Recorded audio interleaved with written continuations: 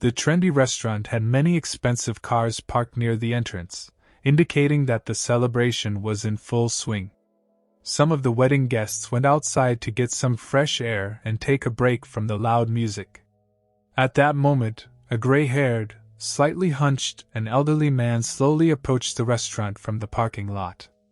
At first, the security guard standing at the entrance saw the stranger as a homeless person or something of the sort, but when he began to walk towards them, they became visibly confused. "Is Catherine Freitas' wedding ceremony here?" the old man asked cautiously. After the stranger's words, the guards looked at each other with surprise and one of them responded, "Yes, sir, you are in the right place, but there is a guest list, so you cannot enter unless you are on it." "I'm sorry, but could you make an exception? I really need to get in," the old man asked hopefully. The guards laughed loudly in response, unsuccessfully trying to control themselves. "We value our job too much to let any kind of person in without being on the guest list at the restaurant. Now, if your name is on the list, then you may enter," one of the guards replied. "My name is Ronaldo Freitas," the old man responded softly and looked expectantly at the men dressed in identical suits. Of course, it was foolish to expect his name to be on the guest list. Realizing he couldn't get into the restaurant past the vigilant security, Mr. Freitas took a step to the side and began to get very sad, tears starting to well up in the old man's eyes because he couldn't get in to see his daughter. Knowing that he would never be able to accomplish his plan by standing at the entrance, Ronaldo Freitas asked the guards to ask his daughter Katerina to come out. Unfortunately, the young guards reacted to his request with indifferent contempt that did not bring the old man any closer to his goal. Instead of helping, the father of the bride arrived and joined the guards in openly ridiculing the old man in front of several dozen guests who were at the door. In addition, the sight of the outdated suit made Mr. Freitas feel his poverty in his bones.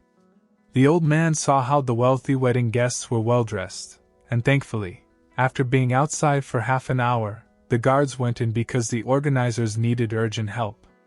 Realizing that it was probably his only chance to get in, Ronald Martin carefully opened the door and entered the restaurant.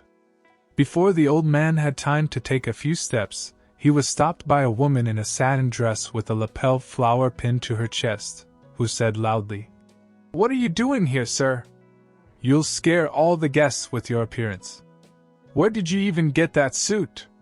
Did you borrow it from a scarecrow?" the woman asked, mocking Mr. Freitas, who visibly shrank from the response. Furthermore, the old man tried to compose himself, and that's when he began to feel very agitated and said, "Excuse me, ma'am, but I am the father of the bride and I really need to get in to see her," the old man said desperately in his voice, and the face of the woman standing in front of him immediately changed. "How dare you speak of my daughter-in-law, you liar? What did you think you would gain? A free meal here? Couldn't you have come up with a better lie or just asked for food?" "I would have given you some kitchen scraps," the woman replied, raising her voice. The man felt so ashamed that he covered his face with his hands and began to cry silently, leaning against the wall.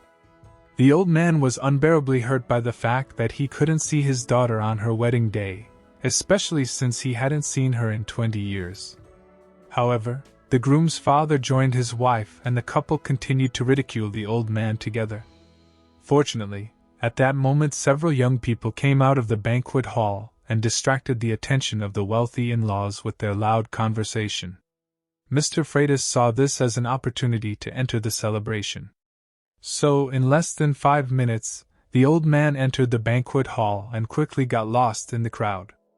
The father of the bride then came up with a desperate idea, and to implement it he had to climb onto the stage and take the microphone from the singer who was performing. Only a few of the guests noticed when the gray-haired stranger climbed onto the stage, so he quickly took the microphone from the singer's hand and began to sing. The captivating sound of his voice made the guests shocked and standing in the same place, and then, as if by magic, they all turned their gaze to the stage. Ronaldo Freitas continued to sing, trying to ignore the tears streaming down his face. None of the participants knew the lyrics of this simple song, only the face of the bride immediately lit up with understanding. "Daddy!" exclaimed Katerina, and ran to the stage, making her way through the rows of dancers. The truth was that the old man was singing the song that Katerina loved so much when she was just a 5-year-old. Your words remained forever imprinted in the memory of the young woman who was already grown up and getting married. Seeing his daughter, Ronaldo couldn't contain the tears that gave him at least some relief. "I always knew that one day you would definitely find me, Dad," Kate whispered, embracing the frail old man. In response to his daughter's words, Ronaldo stepped back for a moment, and then reached into his jacket pocket, smiling mysteriously. The old man pulled out a velvet-lined box and handed it to his daughter. Burning with impatience, Kate carefully opened it, and to her great surprise saw an old handmade necklace framed with a scattering of diamonds and sapphires. "This is our family heirloom. It belonged to your late mother, and has been passed down from generation to generation."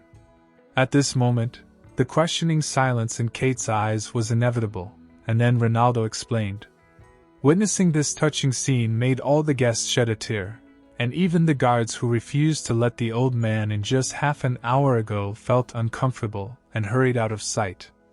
Even the groom's parents were moved. Despite what they had done to the gentleman, they showed proper respect and apologized to him, giving him a highly valuable wristwatch for the mistake they had made. "Forgive me, daughter, that I couldn't find you for so long.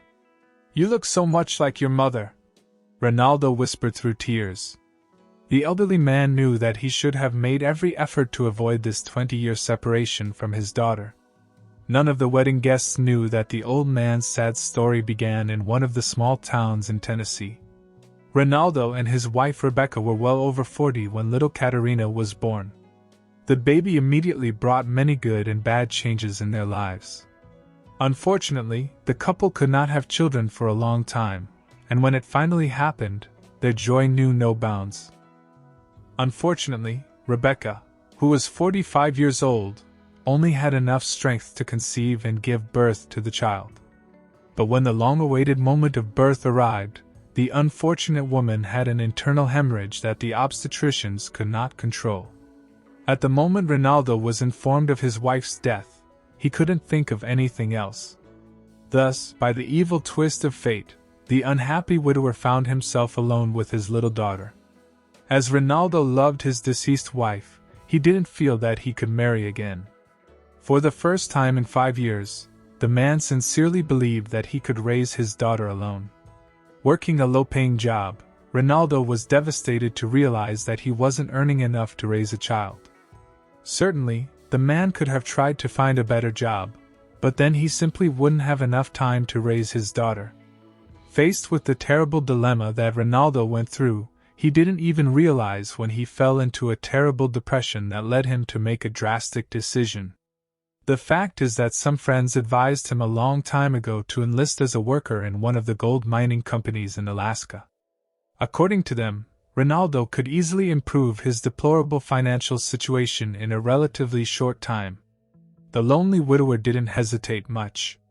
The only problem was that Ronaldo had no one to take care of his daughter while he was away, so the old man decided to leave Katerina in an orphanage for a while. Certainly, the man's heart was broken at the time, but he saw no way out of this situation, and unfortunately, Ronaldo had virtually no relatives, so he had no choice but to leave his daughter in an orphanage. It was the hardest thing he had ever done. "I'll come back for you, I promise." The father said goodbye and set off on his journey to the lands of Alaska. Unfortunately, life in the land of snow and frost was not as easy as ordinary people thought. The plan was to stay there for a year, but instead, Ronaldo had to stay in this cold region for 5 long years. But the main tragedy awaited him upon his return. The fact was that Katerina was 10 years old and had some health problems, and was transferred to a different orphanage located in an area with a milder climate.